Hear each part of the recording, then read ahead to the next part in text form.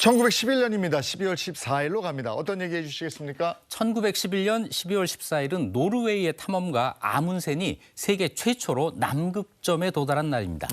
노르웨이를 출발한 지 1년 반 만에 남극 대륙에 도착한 지 11개월 만에 성공이었고요.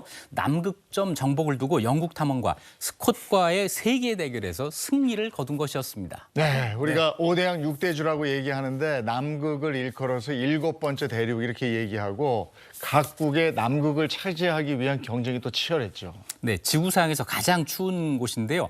남극의 면적은 무려 1,400만 제곱킬로미터예요. 호주, 미국보다 넓고 남아메리카 전체 면적에 필적을 합니다. 19세기 후반에 유럽의 강대국들이 식민지 개척에 열을 올리면서 극지방에도 눈을 돌리기 시작합니다. 이때 다른 나라들보다 한 발 앞서 남극 탐험에 나선 나라가 바로 영국입니다. 네. 영국에서는 이미 남극점 탐험에 나선 적이 있었던 해군 장교이자 탐험가 로버트 스콧을 탐험대장으로 뽑았고요.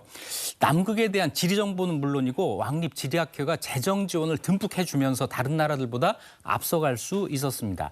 스콧은 1910년 6월 1일 남극으로 출발을 했습니다. 네. 영국인들은 그 성공을 좀 굳게 믿고 있었을 것 같은데요. 네, 그런데 같은 시기에 남극으로 출발한 강력한 라이벌이 등장을 합니다. 노르웨이의 위대한 탐험가 로알 아문센이었는데요. 아문센은 원래는 북극 최초 정복을 준비하고 있었어요. 그런데 그때 미국의 탐험가 로버트 피어리 탐사대에게 선수를 빼앗깁니다. 그래서 북극에서 남극으로 계획을 급수정해서 남극점 정복에 나서는 건데요.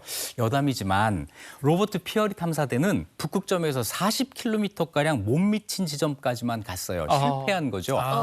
이걸 알았더라면 아문센이 남극을 가지 않고 북극을 했었겠네요. 역사가 바뀐 거죠. 그러네요.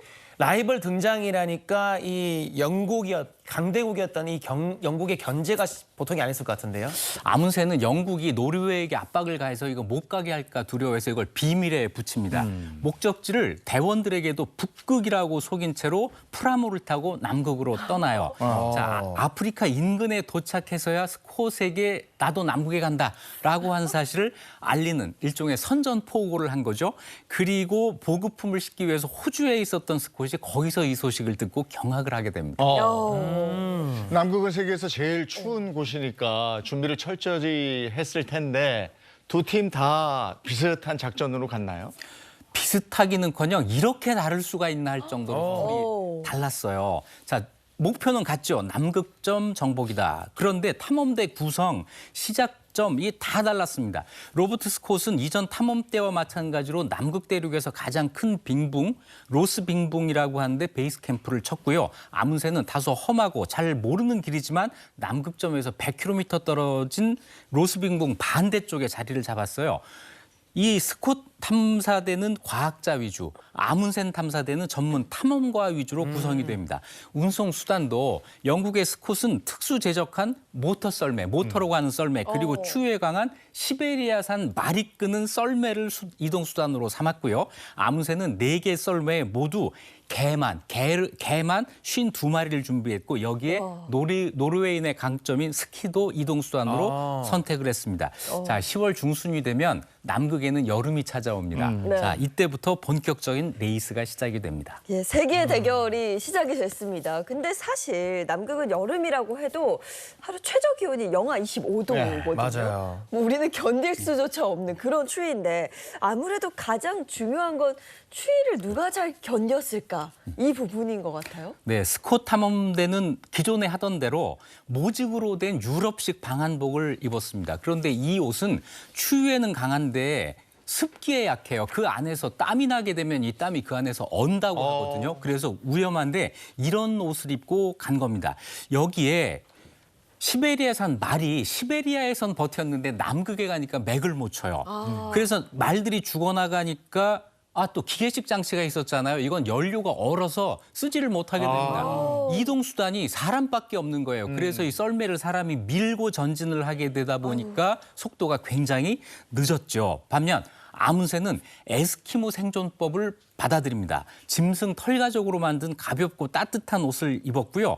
이 개들이 추위에 강하고 또 잡식성이잖아요. 이 허스키종인데 정말 잘 달렸고 좀 이건 잔인한 이야기이긴 하지만 이 개들 가운데 썰매 끄는 개 가운데 좀 지치고 약해진 개들은 탐사대가 식량으로 이용을 했습니다. 이게 동물 학대지만 아문새는 안타깝지만 무슨 일이 있어도 목표를 달성해야만 했다라면서 단호하게 자신의 결정을 옹호합니다. 네, 이 아문센이 목표를 위해서 가차없이 결단을 내리는 그런 냉혹한 면도 좀 있었던 것 같은데, 근데 두 사람이 작전부터 좀 차이가 많이 난 것 같아요. 네, 그것도 아주 달랐어요. 아문센 팀은 날씨가 화창하든 눈보라가 치든 하루에 평균 15마일에서 20마일씩 꼬박꼬박 행군을 했습니다. 스콧 팀은 날씨가 좋은 날은 많이 가고 쓰러질 정도로 많이 가고 악조건에서는 텐트에 그냥 머물렀어요. 자, 아문센이 결국 1911년 12월 14일 스콧보다 먼저 남극점에 도달했고요. 돌아오는 길도 표식을 잘 만들어놔서 대원들 모두가 96일 만에 무사히 귀환할 수가 있었습니다. 스콧 역시 온 힘을 다해서 남극점에 도착하는 데는 성공을 해요. 그런데 아문센에게 뒤진 것을 알고 크게 낙심을 합니다. 힘들게 갔는데 거기 노르웨이 국기가 먼저 꽂혀 있었으니 얼마나 절망적이었겠어요. 게다가 오는 길도 베이스 캠프 표식을 제대로 해놓지 않아서 길을 잃게 됩니다. 고난 속에서 1100km를 걸었는데 결국 모두 살아오지 못합니다. 네, 스콧 일행은 1912년 11월에 눈 속에 파묻힌 텐트 속에서 일기장과 함께 따뜻한 싸늘한 시신이 돼서 발견이 됐습니다. 야, 이렇게 나뉘었네요. 아문센은 어쨌든 치밀하게 준비하고 또 그 리더십을 발휘하고 이래서 남극을 먼저 도착할 수 있었네요. 네. 네, 최초로 남극점을 정복한 아문센은 노르웨이의 국민적인 영웅이 됐고 또 자기가 처음 목표했던 북극점까지도 도달하는데 성공해서 남극점, 북극점 이 두 극지를 가본 인류 최초의 사람이 됩니다.